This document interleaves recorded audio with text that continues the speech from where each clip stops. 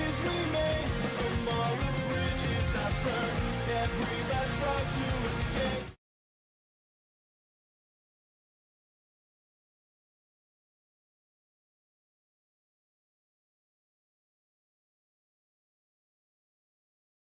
Tell me there's something more behind the valley. I say, I'm looking up to the second horizon, pushing through my pain. You can't tell where the sun is rising. Night is darkest just before the day.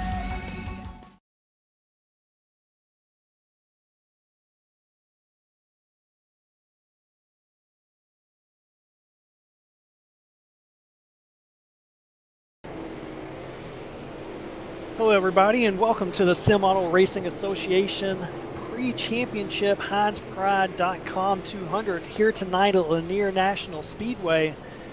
These guys are going to do 200 laps in the super late models here for the Sim Auto Racing Association, and this is the second to last race of the season, where next week we'll be at Oxford Plains for the finale. Currently Jimmy Mullis is your point leader here tonight, and right now he's P11 on the practice boards and didn't exactly have the qualifying lap that he wanted there either. That should not be a problem for him, as he is 51 points up over Jim Caudell Jr. and 60 points over last week's winner, Ryan Doucette. Now, if you weren't with us last week, we are at Myrtle Beach Speedway for a late afternoon race. Went into the nighttime there for the Hub U Sim Racing Giveaways 150, where Ryan Doucette did dominate the race and came away with the victory there.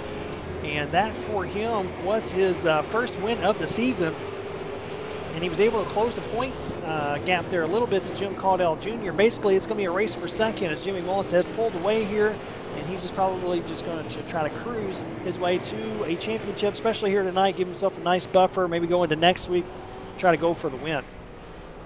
Like I said, this is the Sim Auto Racing Association. You are watching Racing Line Broadcasting Network. And with me here up in the booth as well, that takes care of the replays here for us tonight, is Gary Weaver. Gary, thanks for joining me here once again here, bud, tonight. We have an awesome race on our hand here at Lanier National Speedway, and give us your thoughts on how you think tonight's going to go. This is going to be quite interesting, and kind of glad I look at this beautiful shot of the sun. Anyways, this race is going to be pretty interesting. I mean, yeah, you and I talked before the pre-race. You mentioned that most of this race is going to be single file, 200 laps as well, so it's going to be a pretty long race. Essentially, kind of endurance, but at the same time, not really. But yeah, doing production for this is actually kind of fun, and well, that's actually a ironically great shot for the number 81 there. But aside from that, though, this race is definitely going to be something I'm looking forward to tonight. Yeah, absolutely. Yeah, these guys put on a heck of a show week in and week out. And they're going to do it again here tonight as well around this Lanier National Speedway. Now, last night, as I stated, I was able to race in the Davis Chassis Works Contender Series here in the Sim Auto Racing Association here at Lanier for 200 laps. And early on, you can get some passing done, but once you get later in the race, these guys start to even out in times, and we've talked about it in weeks prior how that happens. So you have to get all the positions that you can gain done early on, and track position will be key. I'm going to go ahead and bring down one driver that will be racing here tonight. He raced with us last night as well. We'll go ahead and bring in Samuel Roush. Sam, thanks for joining us up here in the booth. You got your Sim Marketing Solutions Super Series late model out here. You have your third on the practice boards right now. Why don't you tell us what you think you got for tonight? The car feels pretty good overall. The goal is to try to make sure that it's not too loose on entry or loose drive up on exit, but also want the car to rotate in the center, and that's kind of what we've been struggling with. I think a lot of people have. I think Dallas and Trevor made a pretty good car here and adjusted on it pretty well, where we should be pretty competitive. Yeah, I mean, you had a decent qualifying effort there, so you maybe have to pass some cars to make your way up through the field. You got a Christmas scheme here tonight. You think you're going to get any gifts and maybe find yourself on the podium? If it works out like last night did, then hopefully so. We got pretty lucky last night, avoiding some good wrecks and getting some good restarts on the bottom to get ourselves up there, and some people causing wrecks up front getting EOLs. So it's going to be a tough battle. I don't start P last like I normally do, so that's kind of nice. But hopefully keep the car clean and get forward and just stay out of trouble. All right, bud. Well, good luck here to you tonight. If we get a little break in the action, may pull you back down here, and hopefully you're running well, and you can give us a little mid-race update as well. But before we get you out there and let you finish out your practice laps, is there any thanks or shout-outs you'd like to give? Oh, yeah, I definitely want to thank Matt for putting on this league as normal, and all the admins that do a great job every week. Dynamic Auto Sports, Dallas Pataska, Trevor Edwards, they do a really great job working on the cars every week. Sim Marketing Solutions been a great sponsor this season. Had actually a pretty good season here to kind of represent them, along with Brandon and Trevor and Chris and a couple other guys out here. All right, but well, good luck. You guys as well. I forgot that. No, that's all right. Well, we appreciate it, and good luck to you tonight. And like I said, hopefully maybe we can talk to you halfway through the race or maybe in at the very end. Sounds good. Thanks, guys. All right, bud. Have Sammy Roush out of Tucson, Arizona. Like I said, Sim Marketing Solutions driver as well as Trevor Edwards and Brandon Wilkinson. Those are your Sim Marketing Solutions guys. They are the series premier sponsor here at the Sim Auto Racing Association for our Thursday night Sim Marketing Solutions Super Series. And if you're not familiar with what they do, go ahead and get yourself familiarized with them. They pretty much introduce real-world sponsors to sim racers. So if you're looking for that little competitive edge, maybe to help you out and get into some of these big league tournaments or what have you, where you can maybe win some money, they can help you out and try to get some sponsorship to find your way into those places where you have to pay to play. And they also work with you to ensure that you receive maximum benefit for your exposure to the sim racing community. So go check those guys out, Sim Marketing Solutions on Facebook. Also tonight, we have our Hides Pride Leather and Sheepskin that is sponsoring tonight's race for the HidesPride.com 200. And they are a family-owned leather and sheepskin business and Vermont's premier quality apparel destination. So go visit HidesPride.com. I got them pulled up here right now. Pretty cool website. You can see everything that they have as far as what services and products that they do offer. You got anything between jackets and purses and belts and what have you. Anything that can be made from leather and sheepskin, it's on their site. So definitely go check them out. They do a lot for this league. Okay, and they'll be sponsoring next week's race as well. They got the Hides Pride head-to-head throwdown that they do each week for us. And basically what that is as well is that we basically select a random row each week, and the driver in that row that finishes higher than the other one will win some extra prize money. And tonight that row is row 4, so when we go through the gridding process portion of it, we'll definitely highlight that row, let you know what drivers to look out for that can win that Hides Pride head-to-head throwdown. Meanwhile, these guys are finishing up their practice sessions here, or practice laps, excuse me. Get the last few laps done here to see if they can figure out any late decisions that they want to make on their cars to make them just a little bit better. Basically, you got 200 laps here tonight. You will not be able to take an extra set of tires. There's no extra tires here tonight, so you have to make these tires last all 200 laps. This is obviously an open setup league. There's no fast resets, and we do have the gentleman's rule here as well, which basically drivers are encouraged to claim fault for any cautions they may cause and will be given an end of the line, an EOL penalty during the race. So if we do see a caution here tonight, which is probably going to happen, this is a little bull ring. If one of the guys calls the caution, they claim it, they go to the very end of the longest line.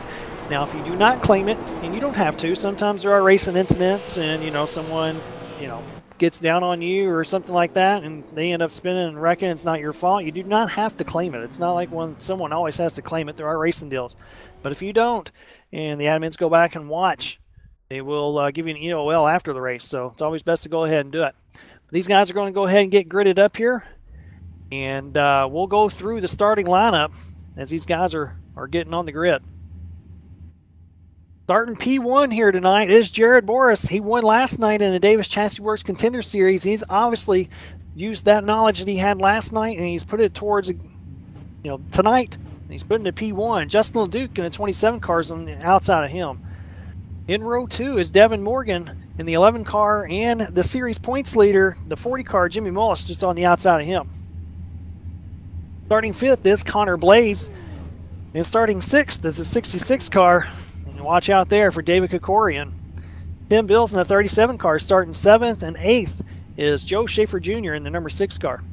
Starting 9th is Ty Majeski. In 10th, Alex McCollum. Alex McCollum was your fastest qualifier here tonight. There was a 10-car invert, and he gets the lucky portion of it of starting 10th. Starting 11th is our series and league admin, Matt Rolfe. 12th, Brandon Wilkinson.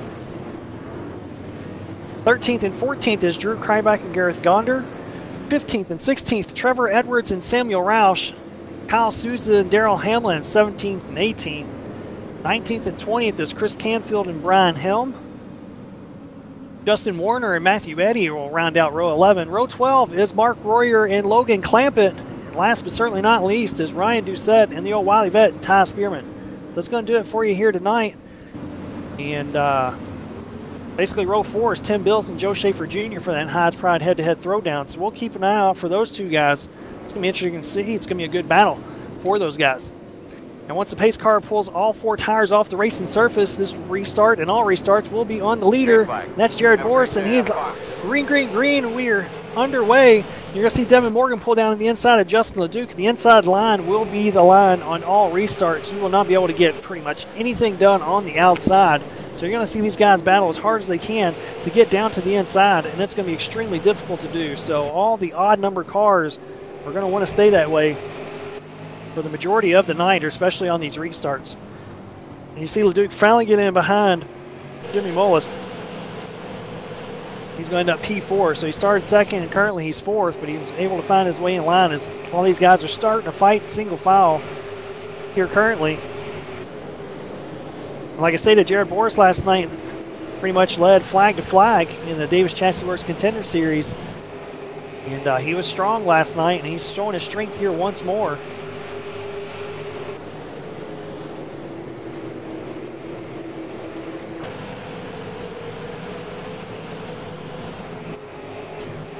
Yep, that's the whole field. Looks like they're pretty much single file. You got a couple guys that are side by side in the very back. But as I stated, they're single file right now. The front two are getting away just a little bit from Jimmy Mullis in 3rd, as Devin Morgan's all over the rear end of Jared Boris. We'll see what see if Morgan has anything. If he's able to make any moves here early on Jared. And like I stated, that's when you're going to make your moves and work your way through the field is early on in this race while the tires are still fresh. The times can vary just a little bit from car to car on fresh tires and a fresh track. But once the track starts taking a lot of rubber and starts getting hot and the tires end up getting pretty hot and worn out, times really equal off from front to back of the field. Oh, we got a wreck in turn 1 right in front of the leaders as Jared Boris had to take evasive action to get around Mark Royer and Brian Helm. And we'll go ahead and fire you up here early on here, Gary, and see if you can tell us what happened there with that between those two cars.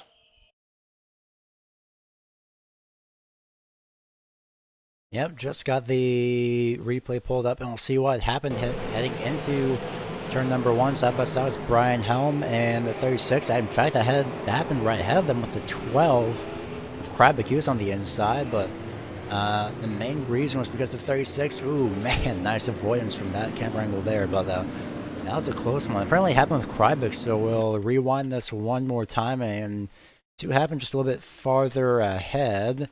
And it looks like that Kryback just may have gotten just a little bit out of line. We'll see here once again. Maybe gotten loose in the inside of Souza. Maybe just went across the nose of Souza from that angle. So that could have been it. Everyone else was checking up to avoid it, and somebody got hit hard from behind. But aside from that, first caution and 4 cars involved.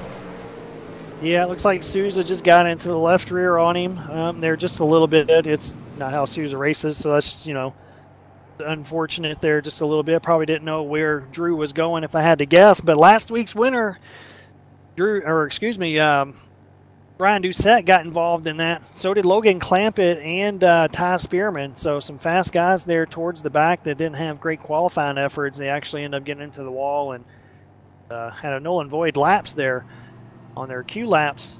Got involved in that. And Spearman's car's beat up a little bit. And if anything, it made it look better because that is probably the most horrendous looking car that I've ever seen on iRacing. And yeah, made it look a little bit better. Wrinkled up his gift there.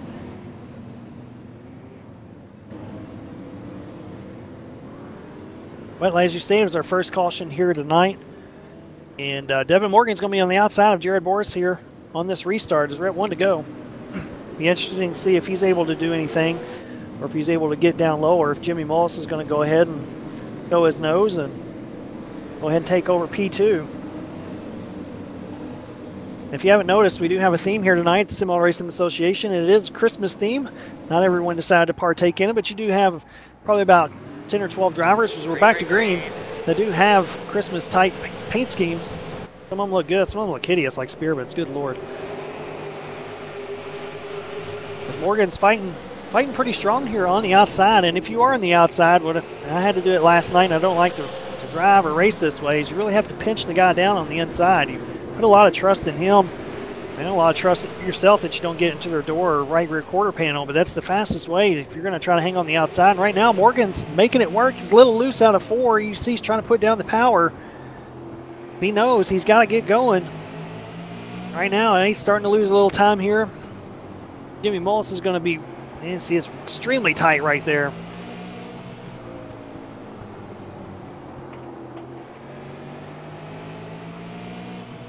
Guys are still side by side going into 3. Mullis is finally probably going to have his position coming out of 4. Now LeDuc is going to go down to the inside, and if you're Devin Morgan, man, you're just on the train at this point. You better pray that someone just lets you in, because if not, he's going to be going to the back. Unfortunately, once again, speaking from experience, and it happened to me in a late restart, you get stuck on the outside. It's exactly where he goes, to the back. And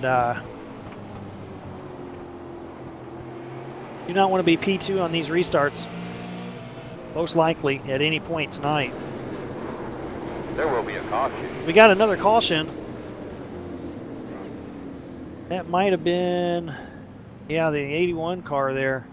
Facing the wrong directions, all tore up. Gareth Gonder, and he usually runs well here, so not too sure what happened there with him though.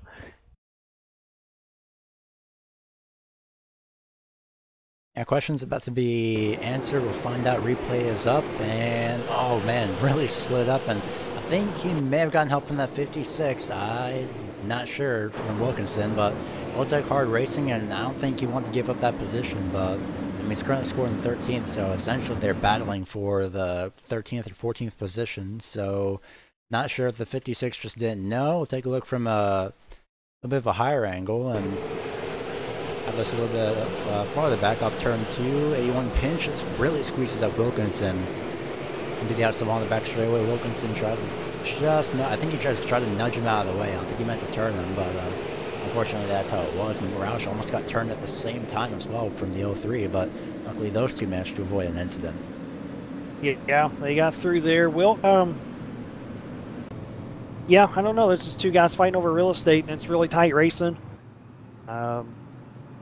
If you ask Wilkinson, he probably thought that Gareth could have not forced his way up here. And if you ask Gareth probably said that Wilt could have let him in just a little bit. So those are racers, man. And it was lap 20, we're on lap 25 of 200 now.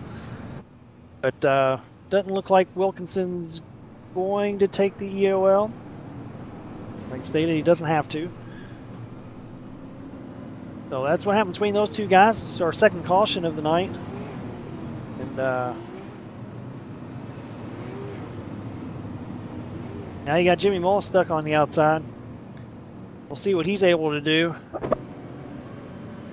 It'd be interesting to see as well what, you know, just from my point of view, and it's the racer coming out at me, seeing what Devin Morgan or some of these guys that are on the top side, what they're able to do outside of the first row.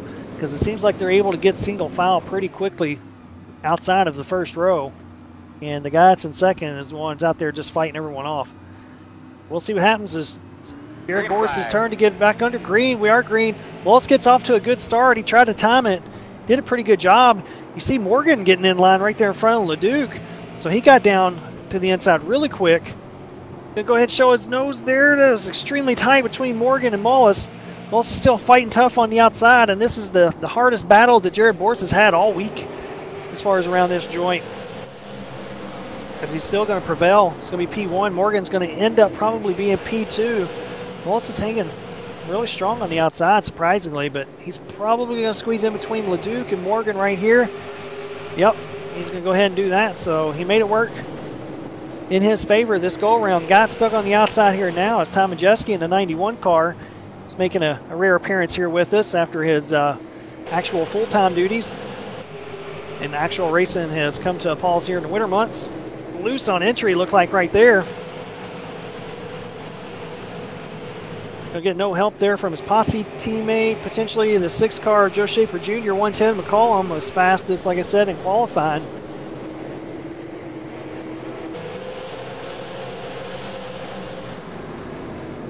He's still stuck on the outside. I mean, if anybody can do it, it's going to be that guy. Oh, it's tight there, down on his teammate's right front corner. He bounces off the wall just a little bit, so he's definitely hustling the car. See Matt Rolfe way down on the apron in the 5 H&H Sign Supply car. Oh, Matt Rolfe's loose out of 4. Yeah, this is, like I stated, this is the problem, stuck on the outside. Now there is some rumors going around the rumor mill that they are working on the super late models, working on a little patch for it, whatever that may consist of. Like, any help would be good help at this point to really help these cars out. As competitive as this league is, Trevor Edwards, oh, as a caution is out here once more. Ryan Doucette again. That's not good.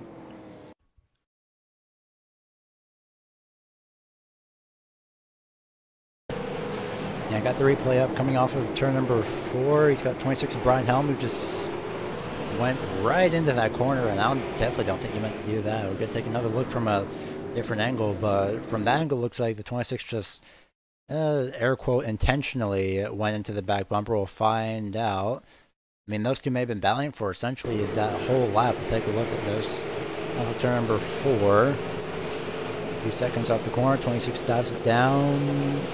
Almost into the back bumper, so not sure about that. Back straightaway into turn number 3. 26 tries again, hits the back bumper, and that sends a 77 around. So 2 attempts. I don't know. It's not my place, but I mean, just from a spectator's perspective, it's kind of fishy.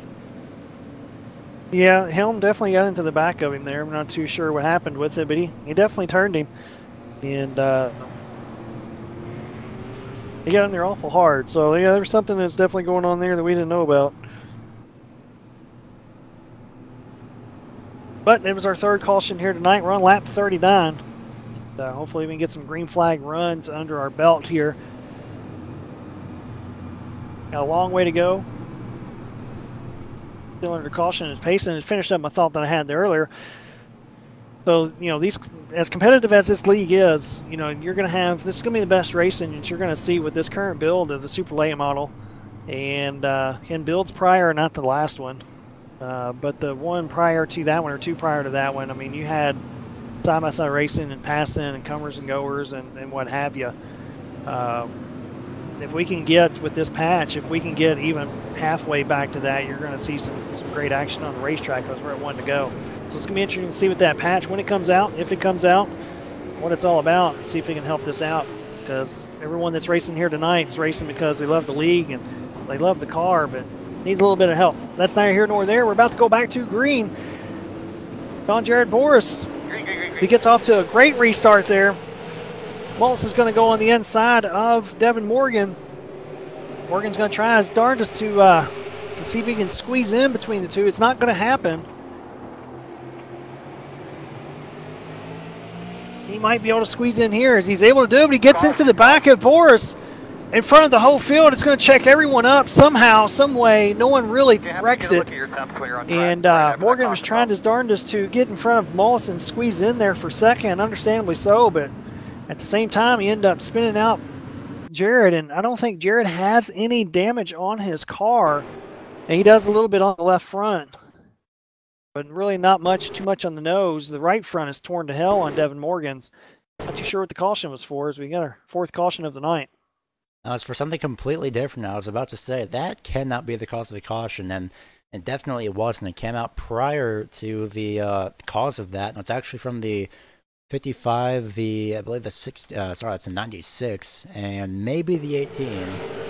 Let's take a look. I believe it was the 55 of Justin Warner. When he turned 3, that's 59 rather. Just calling it too soon, and off to number 4 makes a little bit of contact, and just in front of the victory lane. Nothing major, but man, that was a very good save from the caution timing itself and the actual save from the Jared Boros as well. My goodness, that is a whole bunch of nope for me. Yeah, that was a conveniently timed caution there for Jared. Really, the whole field, because I mean, if that thing stayed green, you would have seen calamity in a turn 3, because guys would have been trying to get everything that they can as far as position-wise, knowing how hard it is to pass. So, luckily it came out. Jared had a great save there, and everyone else behind them that checked up and kind of fanned out to make sure they didn't run over everyone. Kudos to them as well. So kudos to pretty much half the damn field for not wrecking each other there when it could have went all wrong for a bunch of people. I mean, it was based off of an aggressive move from Devin Morgan, who's been known to have aggressive moves on the racetrack, and he did pretty much what a lot of people would have done in that scenario. He seen a hole, knew he had to get down, and just wasn't timed exactly perfect as he got into the rear end of Jared Boris. So unfortunately, it got them both a little bit of damage, but more so for Morgan. He worked hard to get that hole and try to fill it. Now he's going to have to try to do it here again. We'll see what happens here with him. It's going to be on Boris again.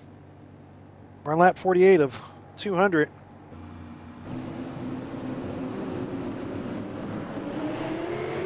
As we're back to green. It's a great restart. Mullis didn't get off to the best of restarts. You may see Morgan, if he can get a good drive out of 2, which he didn't really. Mullis was able to get in here beside him side by side down into 3 and 4s. I'm trying to gather my words.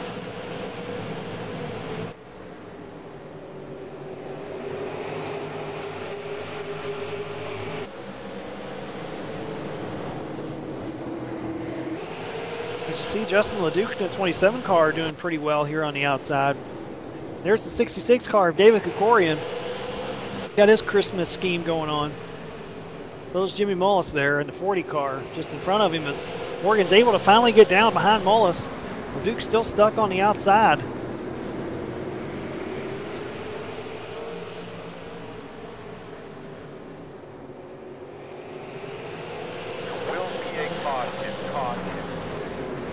Looks like they may be in the 12 car Drew Ryback there once again as we have another caution. Admin's probably going to be getting on the channel and griping at these guys. Kill their little room.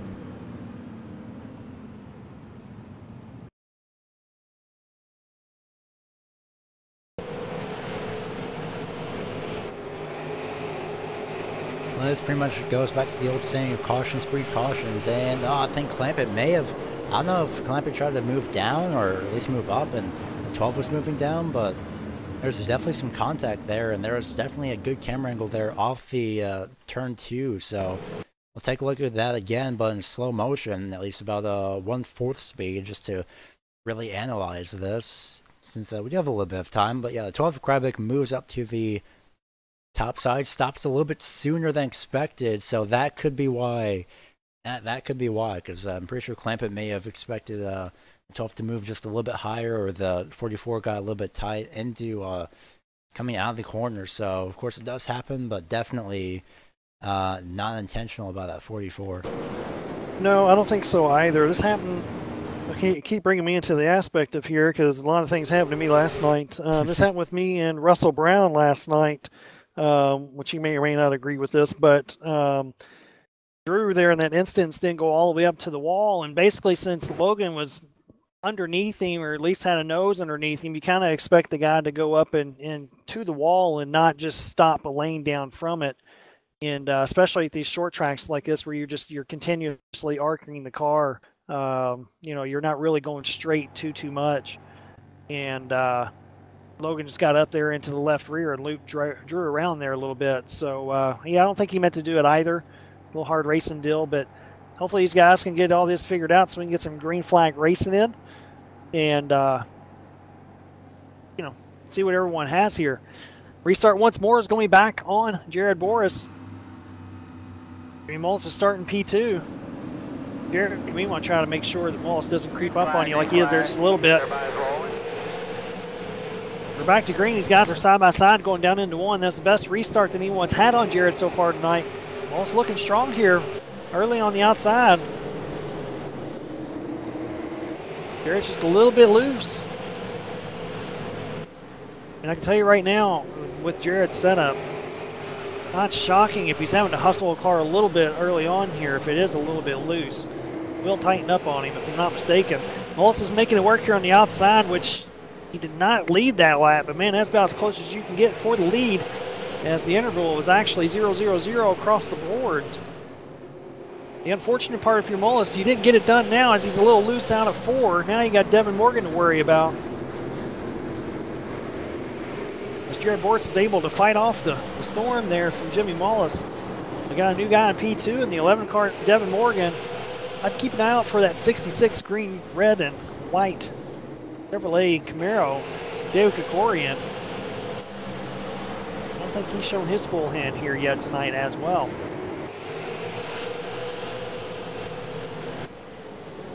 Great battle here for second between Jimmy Mullis in the 40 and Devin Morgan in the 11. That Jimmy Mullis is your point leader here in the Sim Auto Racing Association Sim Marketing Solution Super Series.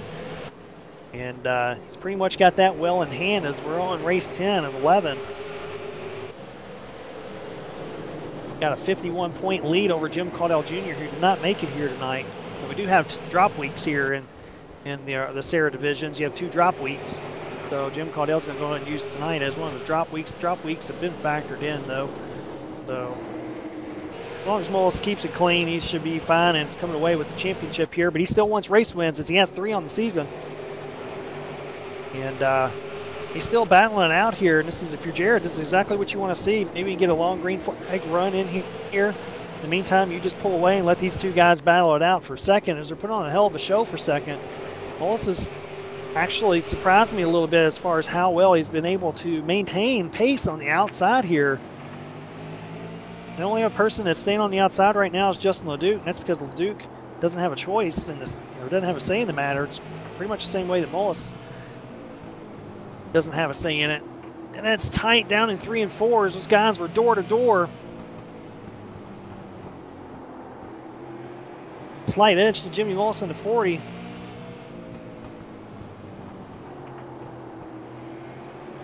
Still tight. But as I stated, that's what you have to do if you're on the outside. Unfortunately, you have to pinch the guy down on the inside. As if Mullis gets another half car up, as he's going to finally have the 11 slightly clear going down the back. But if he moved up a half car or so, he would have absolutely no grip. As Jimmy Mullis giving him a round of applause here. Up to second, fighting off Devin Morgan there for probably 15 laps or so on the outside. But Mullis is showing he's got a strong piece. Hopefully he didn't have to use up his car too much to get that position. But Jared Boris is currently your leader as he's led 69 laps.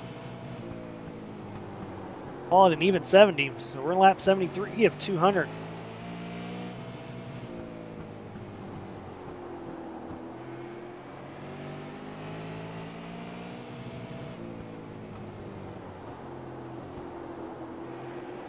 Guys are finally single file and getting some green flag laps underneath their belt.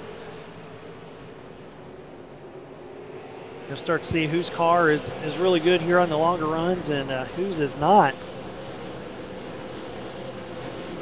I will say, speaking from experience, Jared Boris is part of the T4X racing crew, as am I. And we have a caution. Talk me through your lap one time real quick. That one. Yeah, Kyle Souza is another T4X guy. He's facing the wrong direction. Christmas paint schemed car. That one's dog walking, so that one's pretty bent up. Happened off turn number 2 again, and unfortunately involving the 44 again. This time it was almost, well, actually no, it barely didn't involve the 44. Well, it sort of did, but as you saw in the replay there, 7 got loose, and unfortunately Clampett was there on the inside.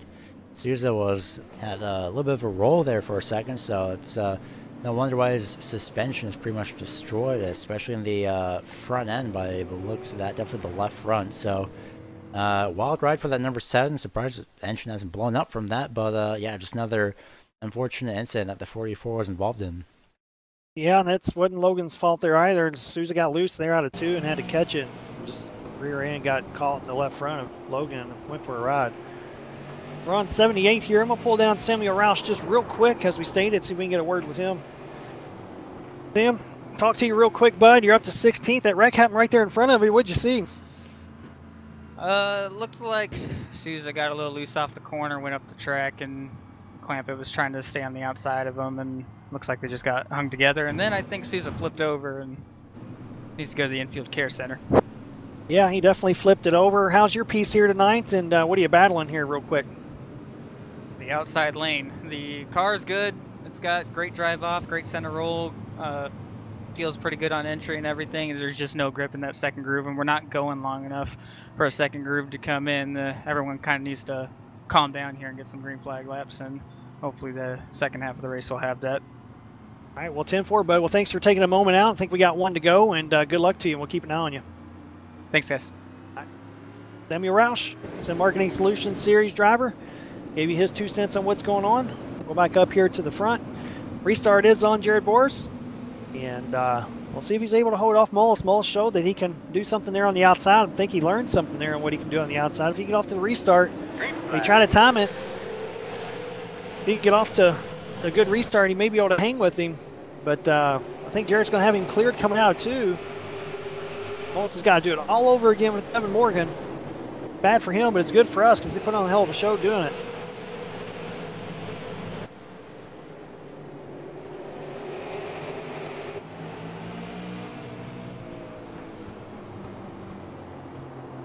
I wonder if this is replay. It is not. It's just these cautions come out. Jared gets a great restart, and it makes Mullis and Morgan go after it here in the 40 and 11 car. Just behind them is Joe Schaefer Jr. He's a 3-time Series Super Late Model champion here in the Sim Auto Racing Association. Just behind him is the 91 car of Ty Majeski. Oh, and there's a lap down car of the 96 getting right there in front of the leaders. He's going to stack them up here a little bit. Not too sure where the 96 came from.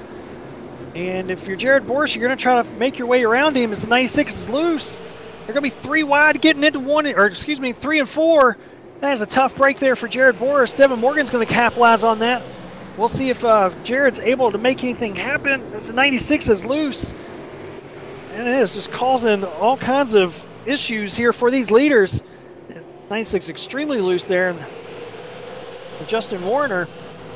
Now Boris has got to fight. He hasn't been in this position in the last 2 nights, or tonight and last night, which is on the outside for one, and then battling here for his position. He's got Joe Schaefer Jr. on the inside of him.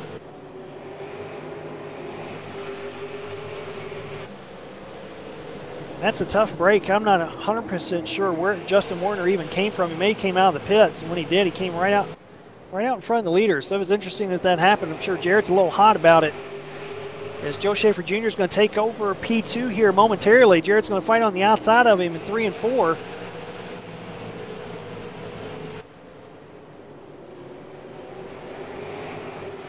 I think Joe's going to finally have him clear coming down the back. Now Ty Majeski's got to...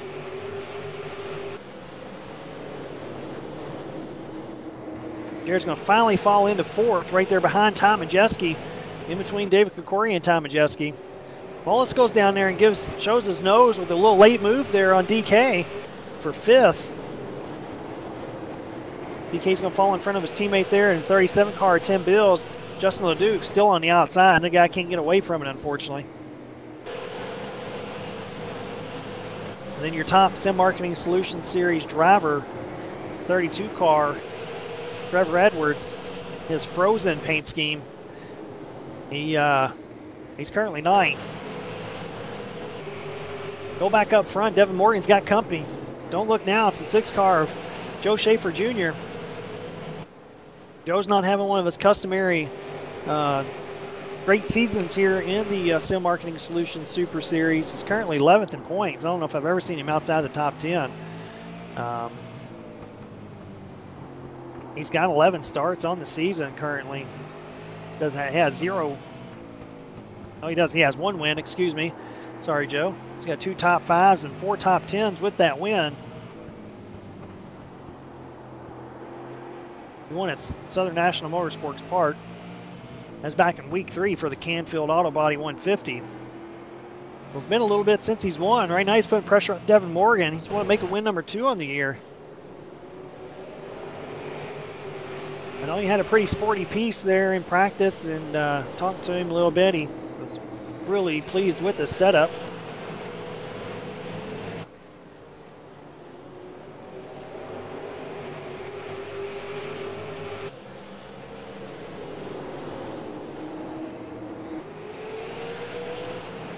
As we're at halfway here, 100 of 200. Give you a little rundown here on the Sim Marketing Solutions drivers. They said Trevor Edwards, currently P9. Brandon Wilkinson, P14. As we have a caution. How you doing in there, kid? You sure who that was? Trying to find him here. Sammy Ross, P17. Yeah. 59 car of Darrell Hamlin. Round in his spin cycle once again. Yep, getting the replay up right now, and we'll see what happened. Maybe a bit of a help from the 13, but again, just going to find out. So that's not even 13, actually. It was 92, sorry. And no, that happened in front of them, actually. 13 was loose off the corner, no less. It's like about 3 things that happened off turn number 2 there, and one of which was contact between 2 drivers in front. That was the 96 of Justin Warner and the 81 of Gareth Gonder, and then just in front, Samuel Roush. I'm not sure if he just got loose off the corner, and more than likely he did. Let's see what that was all about. And yeah, 13 just got loose off the corner. He saves it, and then the 92 gets a piece of that incident. So essentially a 3-car wreck, and well, 5-car total where 2 of them didn't even really make contact in the first place. Yeah, the 96 and the 81 got into it there, and Gonder's probably not happy about that, as Warner was a lap down. Same way with Jared Boris there. 96 really caused some havoc there early on in that last restart, and really cost Jared the lead overall. Now, I know Mullis, just before that caution came out, Mullis just got around Boris, and so now Jared will be able to start on the inside. So he got a little bit of luck back on his side, so we'll see what he's able to do here. Still having a great run. He really hit on something there in testing. He was telling us about it, what he hit on, and I got to see his setup, and that thing's all jacked up, not proper, but he's making it work for him and his driving style. And had a great run last night. He's having another good run here tonight as we're at 1 to go. The restart will be on Devin Morgan. See what Joe Schaefer Jr. has here on the outside. And if you're Devin Morgan, you got Joe Schaefer Jr. on the outside of you and Ty Majeski behind you. Got some fast guys all around him here. He's had it all night. Let's see if he can hold off these guys. We're back under green.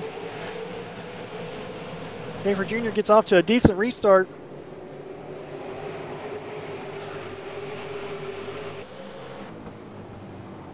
See Schaefer way up the track there. He's going to really try to square off these exits so he can get down low. If he's smart here, he's going to hang off of Mullis just a little bit and fall in behind him. He's got a pretty big gap there behind him. Still fighting hard. He's probably trying to fight for third in case there's another caution that's coming out. I think he's at the end of that losing battle, unfortunately. Yep, he's going to still fight. Tells you what I know. He finally pulls off here. He's going to pull in behind Mullis. As Ty Majeski's now up behind Devin Morgan. Majeski's a little bit lower than Morgan, especially from center off. Got his lefts below the yellow line, really straddling that yellow line, and what that'll do is that'll de-wedge the car just a little bit, and it can help it rotate. Now, it can also help it over-rotate, as Majeski got a great run out of 4 there, all over the rear end of Devin Morgan.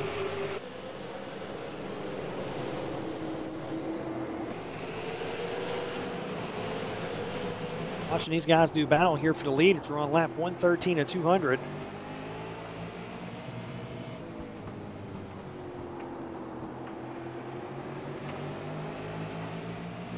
Jesse's going to show his nose down to 1. Morgan's going to give him a little bit of room.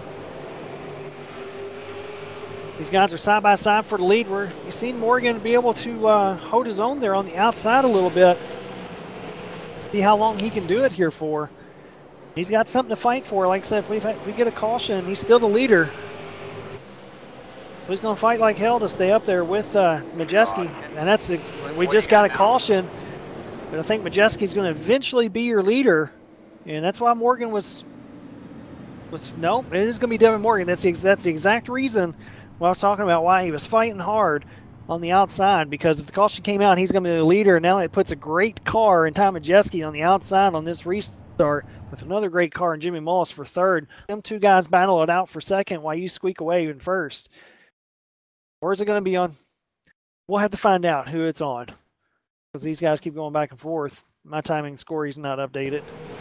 Well, in the meantime, we're going to look at the Ray Plus 12 of Krybeck again, and a little bit of an accordion effect. Got some help from the 81 of Gareth Gonder. Just a small little tap sent him around. Nothing too major, so just a one-car incident. I am not sure. As soon as I was taking a look at the ATVO timing and scoring, and I was looking at that, and it looks like, yeah, it's going to be Majeski, because he was in the lead at the time of the caution, at least on my timings, timing screens from what I see. So that was, as soon as you mentioned when the caution came out, I kept an eye on that, just like, all right, looking for a yellow light and whoever's in the lead at the time. So saw the 91 the lead at the time, so that was pretty interesting. That was great timing by Majeski there. Yeah, he was able to fortunately just get a nose out in front of Devin Morgan there, and was going to be awarded be the leader on this restart. And if you're the rest of the field, that's not what you want to see. It's Ty Majeski and a super late model out in front late in the race. He's going to be extremely difficult to beat. And still a little bit of time left. And I'm sure Devin Morgan's just not going to lay over. He's going to definitely try to have the restart of his life and give Majeski all he wants.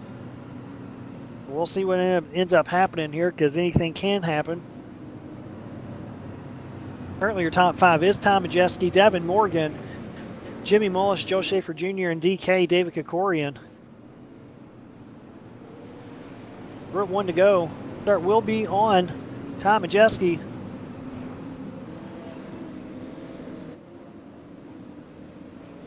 Pace car pulls off. It'll be on time for this restart. We're back under green. He gets off to a good restart. Morgan gets off to a decent one, but Jimmy Mullis gets off probably to the best of all of them, as he's going to go down into 3 and 4. Those guys are side by side. Jesse's going to get away scot-free here with the lead while these two guys battle it out for second.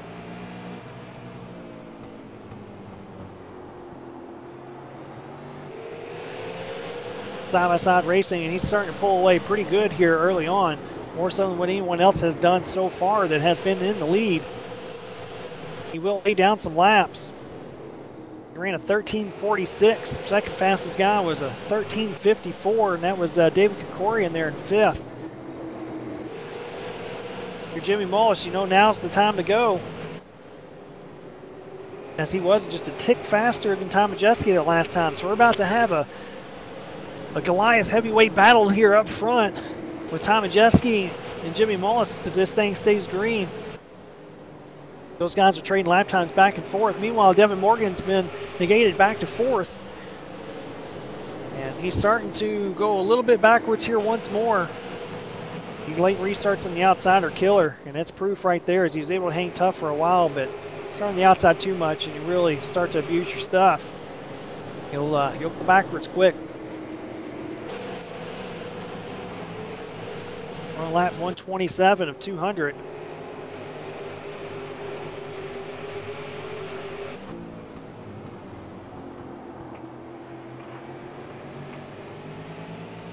Currently, Majeski's about 400ths faster than Jimmy Mullis, so he's just squeaking away a little bit as his leads up to a little over half second. Joe Schaefer Jr. is in third in his button box shop Toyota Camry.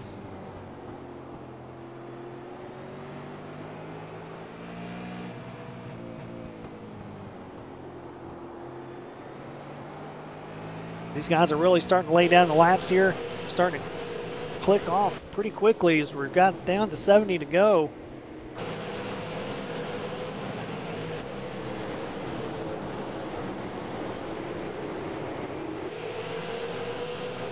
Dusky's leads a little over 0.6 of a second, so he's been hundredths faster than Jimmy Mullis, which isn't a lot, but I mean, as long as you're faster, you're pulling away. And that is the name of the game.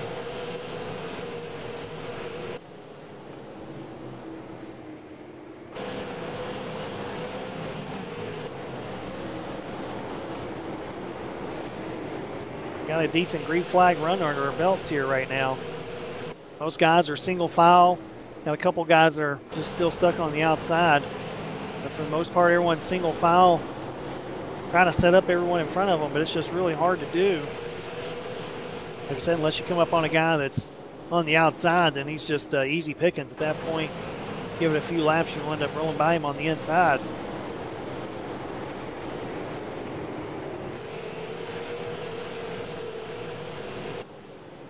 Yeah, Logan Clampett, as stated there, the 44 car. We've seen him get involved in a couple incidents, not of his own doing.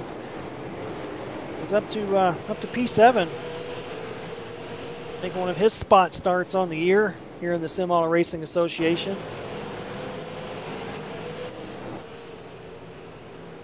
He actually won the first week here for the Midwest Power Source 125 at USA International Speedway. He came out the winner the first week, and I'm not 100% sure how many starts he has with this, to be completely honest with you, this year. I know there's not a lot. He's got 4 starts coming into tonight, 1 win, 2 top 5s, and 3 top 10s, so he's usually running up towards the front. Right now he's on his way to another top 10, trying to get past Devin Morgan here for 6 and maybe make his way up into the top 5.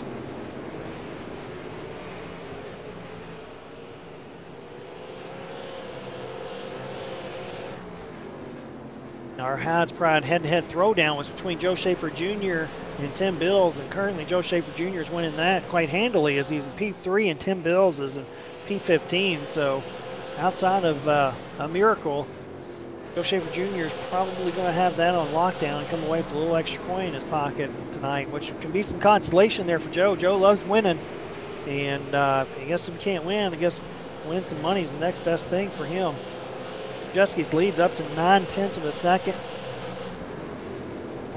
Almost a full 10th here as we're on lap 142 at 200.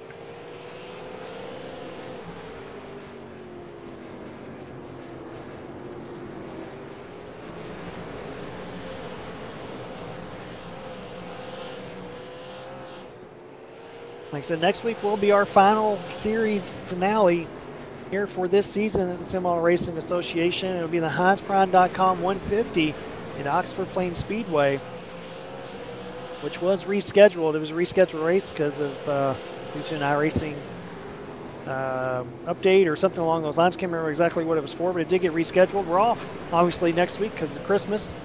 And then so the week after that, January 3rd. Come join us here once again on the Racing Line Broadcasting Network with me and Gary. And watch these guys for the series finale at Oxford Plains Speedway. That always puts on pretty good racing. And the guys that are fast here tonight are probably going to be your same guys that are fast next week at Oxford Plains as well. Come check us out. You can find us on Facebook, SimAutoRacingAssociation.com. You can go to RaceSARA.com if you'd like to sign up for race here with us. You can go on that website and run one of our 4 nights. And the Race1.us Dirt Nights presented by JB Trucking on Monday nights for our Dirt League, currently fixed street stocks. Tuesday nights are Callaway Investment Modified Series for the Tour mods, not the SKs, but for the Tours, we want more power. And Wednesday night is pretty much the sister series to what you're watching here tonight, the Davis Chassis Works Contender Series, where we had, think about it for a second, I think we had about 54 cars last night show up, 2 splits for that one. And basically anyone can sign up and race in those and come out and see what you got in there. If you run well enough, maybe win a couple races. If you're lucky enough, run well, you can get invited up to what you're watching here tonight in the Sim Marketing Solutions Super Series, invite only. And you can run on here, maybe find yourself on TV, run with the likes of Tom Majeski or Jimmy Mullis or Joe Schaefer Jr. And get a little TV time, come away with a big win. If you win here, you're doing it. You know, these are the best of the best on the service. Super high I rating guys at that. You got some guys that maybe not necessarily have high I rating, i.e. like Matt Rolfe with a 2698. With, you know, not necessarily high, but I guarantee if you actually cared in the official, you can get up there in the 5,000s, 6,000s as well. So, yeah, who is that one? Mark Royer, yeah, Mark Royer would be the lowest one. He came away with the top 10. 1937 I rating, came away with the top 10 a couple weeks ago as he's getting lapped down here by Tom Majeski. So, I think to be said for Royer. Some guys just feel that official is nothing, doesn't mean anything. You come in here and if you do well, that means you're doing something. People take notice. They know that this is the premier short track racing league. If you're interested, go to raceair.com. Like I said, go on Facebook. You can sign up there, or you can watch the Facebook Live events from there. Go to Racing Line Broadcasting Network, hit that subscribe button, and you can see our races here and some other races that Gary broadcasts throughout the whole iRacing service. Does a phenomenal job. Great replays, great camera work at that. I'll give you super kudos for that. Your cameras are pretty freaking awesome. Yeah, the Cena cameras earlier at the beginning were pretty good, and we've just been watching this battle for like 12th place, and they still have not they still haven't stopped being like side by side. It's not even 12th place; it's technically 12th, 14th, 16th as well. Question mark, but yeah, this TV3 camera right here, this base camera with that zoom out, and it's just absolutely amazing. And finally got the depth of field working properly, so yeah, it makes everything look so much better, and even I love it. Yeah, no, they're great. You want to go back and watch it, listen to it at work while I'm plugging away. I'll take a peek at it every now and then. It looks great.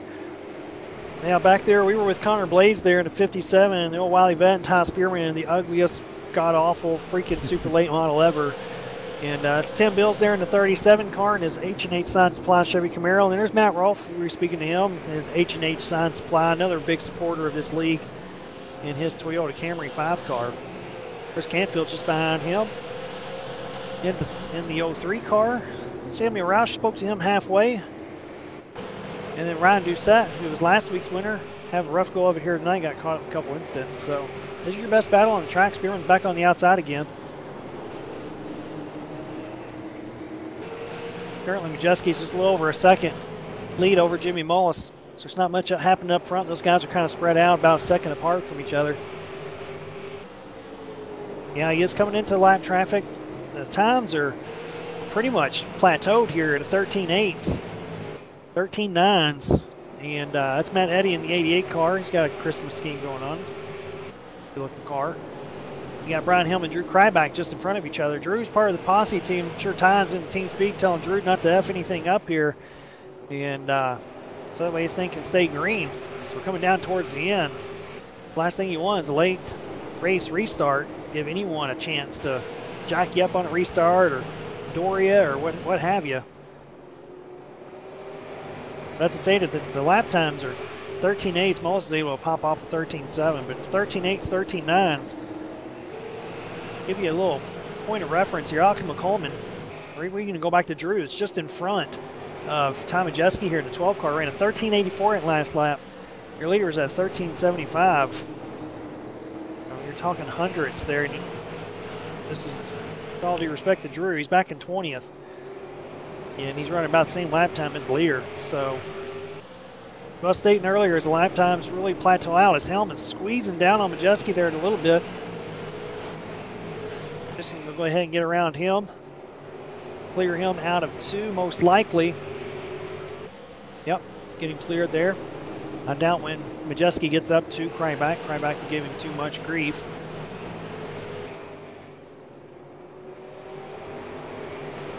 Mullis has pulled in the gap here just a little bit. Oh, here's this late race caution I was talking about that Majeski did not need. And I'm not 100% sure who that one was.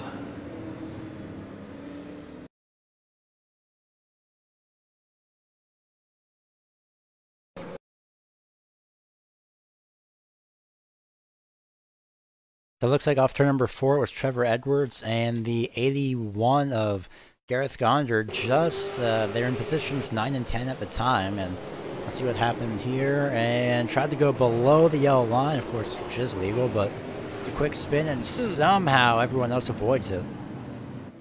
Yeah, that's, he was under, he rolled the center pretty well down there, and ended up looping Edwards around. Edwards isn't too happy with that, as it knocked him out of the top 10. And a little late race contact there for sure.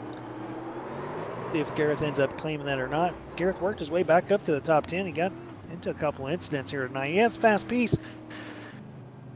And he was fast last night too. Got caught up in a couple of incidents there last night, if I'm not mistaken, as well. Just had a little rough go of it, but he's definitely got a fast piece underneath him. New posse member. So, you know, he's able to take what he's always been good here at Lanier. And so he's been able to take what he's had before and get the expertise help of Tom Majeski and Todd Spearman and Joe Schaefer Jr. Really going to help his program out, make him run up front a little bit more.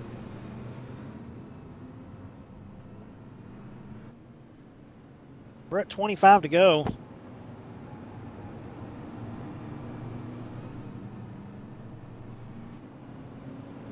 See what Tom Majeski has here on this restart.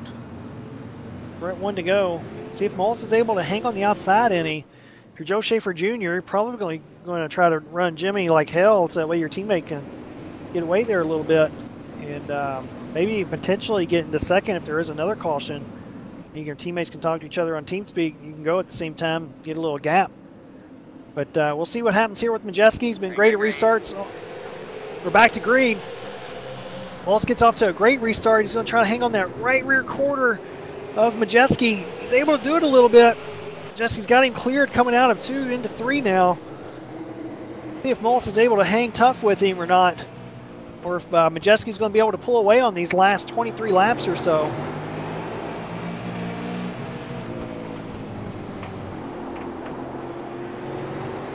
I'm feeling Mullis will be able to will be able to hang with him for just a little bit. Whereas Ty's car is really good, what it looks like to me is from center off, he's able to keep it just a little bit lower and still apply the power to the car, which has been a trick with this build. Is to get the car to turn, but still able to apply the power. And he's able to do it as he's starting to just barely pull away from Mullis lap by lap. Yeah, he's ran back-to-back 58s. Mullis ran back-to-back 62, so these guys are consistent. But unfortunately for Jimmy Mullis, Tom Majeski is just a little bit faster. Mullis with another 62. Majeski with the 61 that time.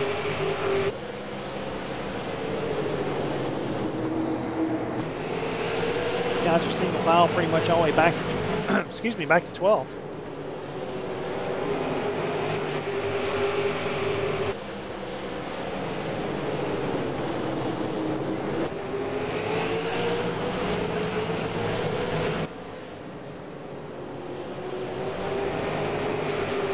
Mullis was a little faster that lap than Tom Majeski. You see the gap closing in just a little bit. Mullis is starting to straddle that yellow line a little bit. Changed up his line just a little bit. He's closed it back down. On to Tom Majeski now. Racing's passed with Jimmy Mullis. He hasn't used the bumper before when he's been in this position.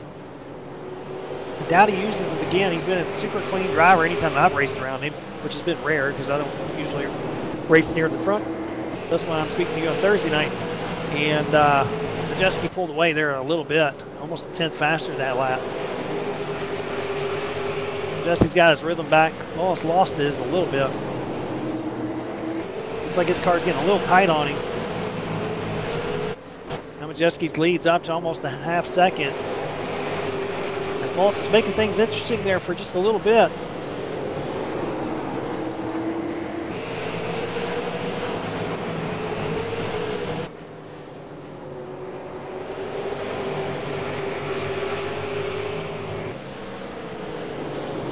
Down and be 10 to go here across the line.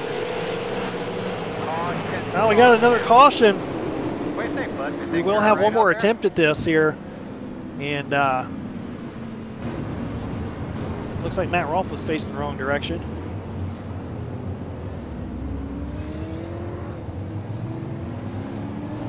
We apparently just got the tail end of whatever happened off turn number 4 as well, but apparently there were 2 wrecks at the same time. Well, not the same time, more over a course of time, rather. So, first wreck essentially was from the 13. I think Rolfe got loose off turn number. Oh, yeah. Yeah, Yep. off turn 2. And then just ahead, 26. No, there's somebody else up here. Not sure who that is at the moment. I believe there's, it's 46 at Boros. This man, Sammy Rush again gets involved with another accident. Huh. And that's 2 accidents in 1 lap, no less. So that's really important. That was Warrior that got involved as well. So not sure what happened with Boros off the corner there. So I'm not sure if he got turned or if he and Trevor were just racing so hard that they made contact. We'll take a look. And one more time, let's have the second one. You can see the one caused an initial caution off turn 4. Now it's just a racing thing right there. Yeah, well, I can tell you this right now. Everyone that you just mentioned that was involved in those wrecks are in the same TeamSpeak channel right now. So there's some interesting things that are going on up there. I'd love to be hearing what they're saying right now. It's probably a bunch of sorries, this happened or wherever the case may be. So that's a tough break for that whole TeamSpeak channel, to be honest. But that's the way it goes. Unfortunately, those guys are still racing hard. Rolfe just got loose there a little bit. I'm not too sure, like I said, what happened there between Jared and Trevor. It's probably a racing deal. But we're at 1 to go. 7 laps to go here. Most likely the next flag will be the last flag. But if you're Jimmy Mullis, you really got to time this restart and pray that you're able to make some hay on the outside. Your time of jet skis, do what you've been doing, holding steady, get off to a great restart and set sail. What's it going to be? Mullis tries to time the restart. He's not able to do it. Time of jet skis back under the green. Going down into 1. They are side by side. Mullis is able to hang pretty tough on the outside here. Been pretty strong early on in these restarts. Once the tire pressures are able to go down, the tires cool down just a little bit. We're at 5 to go. Mullis is still hanging on the right rear of Majeski. He's doing everything he can. Going to fall back in line as they go back down into 3 and 4. The Mullis wasn't able to pull off there on the outside. He tried his best to do it. He's all over the rear bumper of that Ford Fusion of Ty Majeski. Ty looked like he's a little loose out of 4. Still able to get after it. Mullis gave him a little bump. Moved Majeski up the track a little bit. Mullis is loose out of 2. As Royer's spinning down there in front of him, almost collected the leaders. He's going to go ahead and pull off track. Man, that was close. Almost cost Ty the win, or maybe even Mullis a shot at the win. Had to check up there for him. Coming down to the white flag.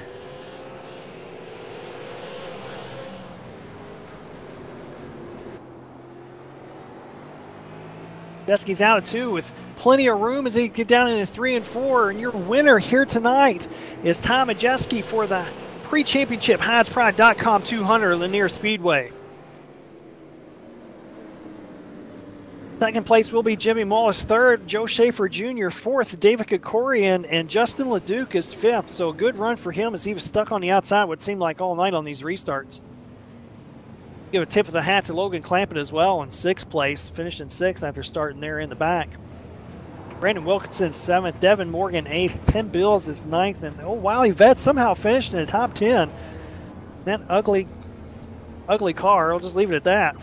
But your winner here tonight, Ty Majeski, led 86 laps in doing so. Once he took the lead, he never looked back. Had a late charge there from Jimmy Mullis, able to hold him off. And we'll get a word with him and the top 3 guys here in just a moment once they get out of their cars.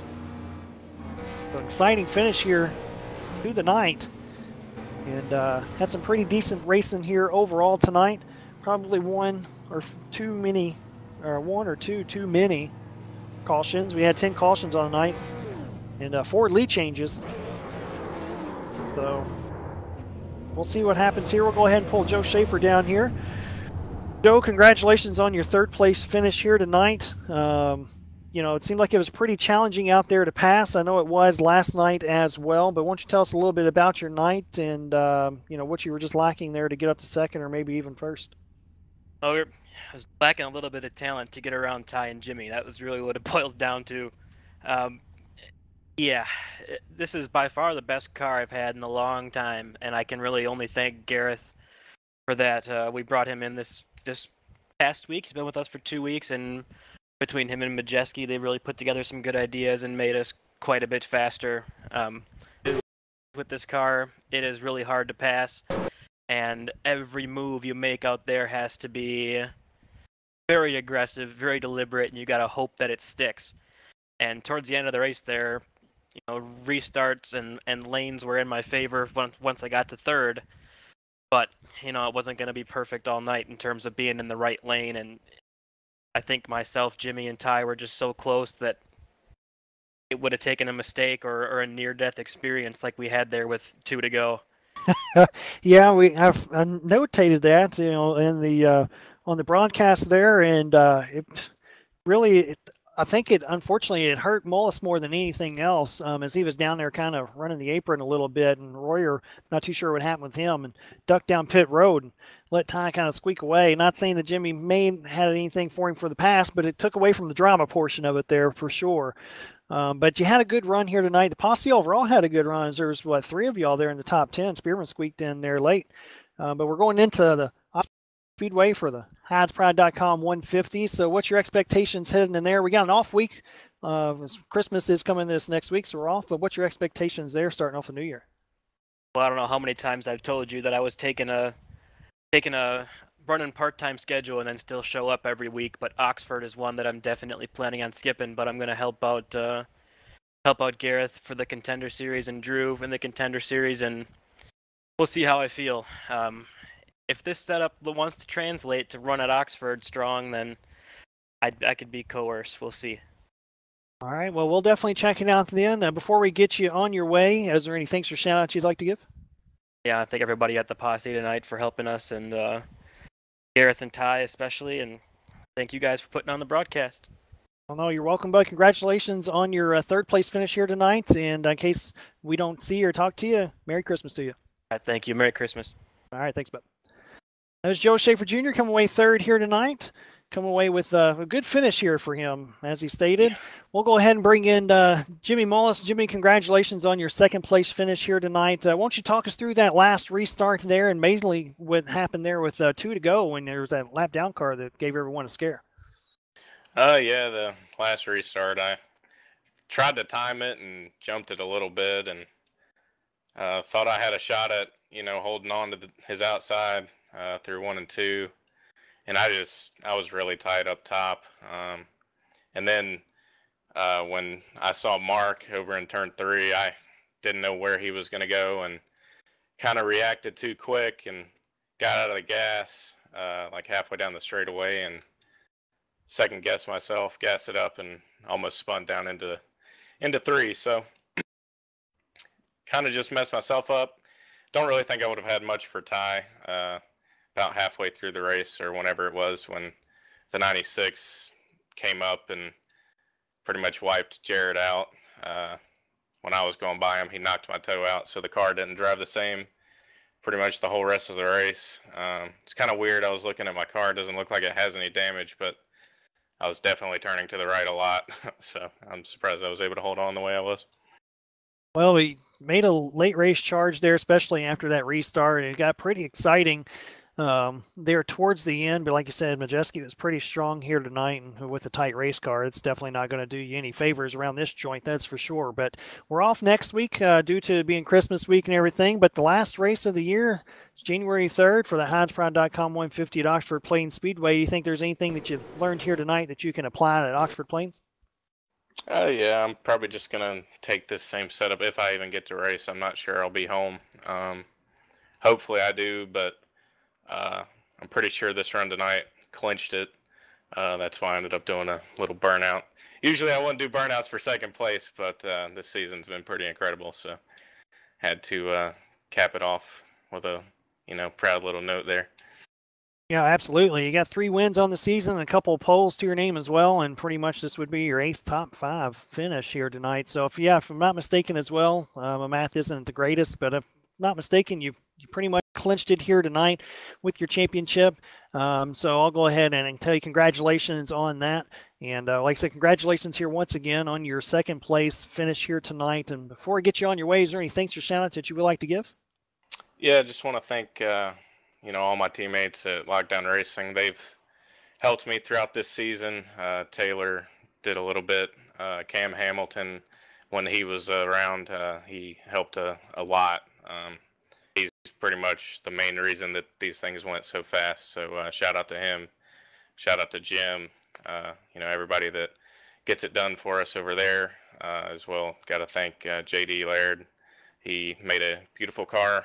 This was run for the Snowball Showdown thing a couple weeks ago, and it's very, very nice paint scheme. Hopefully it wins the contest, but if not, it is what it is.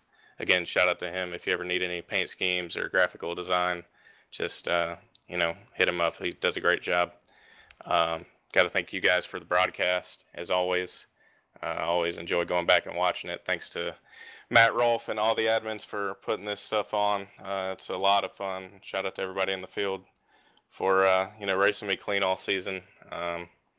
All these top threes and just consistent runs would not be possible without people, giving room and giving us a good place to race. So shout out to everybody. It was a lot of fun. Yeah, absolutely. Well, congratulations to you, Bud, once again. And in case we don't talk to you, see you and have a safe and happy holidays. Yeah, you too. All right, thanks, Bud. That was Jimmy Mullis, came away 2nd here tonight. We'll go ahead and talk to the winner here for the pre-championship HeinzPride.com 200 Lanier National Speedway. Ty Majeski, congratulations on your win here tonight. Tell us a little bit about your restarts, what your mindset was on those, especially on that last restart and with that lap down car. Yeah, that was obviously interesting. I probably wouldn't have been in position to win without the 96 car kind of gotten the leader's way and shuffled the leaders a little bit. And I ended up 3rd after that incident and was able to get on a restart on the inside and then pass Devin for the lead. So this track is all about track position. I feel like we needed a long green flag run to be able to pass those guys. Fortunately, it worked out. Like I say, the restarts in the beginning did not go my way. I kind of fell back to 11th, 12th there. Just got stuck on the outside on a lot of those restarts early on, and found my way up through the field a little bit. Got lucky, and like I say, this is all about restarting on the inside. There's not much of an outside groove, so thankfully it worked out for me tonight. Yeah, absolutely. Now, it looks like the Posse guys had something figured out here tonight. Gareth, he's a new guy there with y'all. He's always ran good here. Spearman was able to squeak into the top 10, and then you and Joe finished here on the podium spot. So you definitely got something figured out here tonight, and we're fast. And that was basically shown by the finished results, as I stated. But we'll be off next week, and we'll be going to Oxford Plains. So is there anything that you think you guys at the Posse team there have figured something out that can be applied specifically at these little short bull ring tracks? Yeah, we hope so. Gareth, this is his baseline. He won with something like this last year. Obviously, with the new build, we had to make some changes to it, but it's off of his base, and hopefully it'll work at places like Oxford, obviously Lanier, and just flat bull rings and bull ring and also some other tracks. So we'll see. Like I say, it's a good baseline to start with. We need to get those bank tracks figured out. Places like Five Flags in USA, but I think this is a good start. Hopefully we can apply some of the principles on this setup and make it work a few other places. So we'll see. I'm going to try and run Oxford. I don't know if I'll be around, but hopefully you guys see me out there. Well, that's awesome. Well, it's always a pleasure when you do join us. Obviously, everyone knows they have to step up their game when you do, and you're fast there in qualifying, fast in practice, and then obviously came out here on the top box here tonight for the pre-race championship, HeinzPride.com 200, and congratulations on that. Before we get you on your way and go back to Victory Lane and celebrate, is there any thanks or shout-outs you would like to give? Yeah, just everybody on the team. We put a lot of work into this thing. Gareth did a great job with the baseline, and I'm making tweaks on it. So it was definitely a team effort, and thankful to have those guys It's a lot of fun. It's not iRacing without the people you hang out with and the people you surround yourself with. That's what it's all about, coming on here and having fun. Absolutely. Well, congratulations to you here once again. Hopefully we see you here in a couple weeks, and if we are not able to talk to you or see you, have a happy and safe holidays. All right, you too, Derek. Thanks. All right. Thanks, bud. That was Tom Majeski. Like I said, your winner here tonight come away with a big win. He's not able to race with us as much as probably he would like to, due to scheduling restraints to his real life duties there on the super late model and NASCAR circuits. And so that's to be understood. But he comes away with the big win here tonight, like I stated. Maybe he'll join us next week for Oxford Plains. If so, then everyone else will have to watch out, as he was fast here tonight. You can apply some of that setup knowledge to Oxford Plains next week. Jimmy Mullis has dominated there once before as well, and so has Jim Caudell Jr. So if he's able to show up here with us, I'm sure he will be able to give Ty and Jimmy a hard way to go with it as well. That's pretty much going to do it for us here tonight. Gary, thanks again for doing everything that you do here, for the replays and everything. And as you can tell, it seems like those Posse guys may have something figured out, and I think we'll have a heck of a race come January 3rd at Oxford Plains Speedways for our HoddsPride.com 150. Yeah, next week is going to be something to definitely start next week, 2 weeks from now. Getting ahead of myself. It's going to be very exciting to look forward to as we get a shot of what looks like just before the sunset, and then it's gonna move quickly over to when the sun actually is set. We can just get a shot, that same shot here, and while it's very, very different, but it's also pretty beautiful. But yeah, it's next year essentially. It's gonna be very, very exciting to see what the final championship race has in store. Yeah, absolutely. So definitely come join us then. Like I said, go ahead, and if you're watching on Facebook Live, thank you. Appreciate you for doing that. Go to YouTube, go to Racing Line Broadcasting Network, hit that subscribe button so you can watch it on Facebook or YouTube next time when we go live for the HoddsPride.com 150 at Oxford Plains Speedway, and that's on January 3rd. So it's going to do it for us here tonight for the HoddsPride.com Pre-Championship 200 Lanier National Speedway.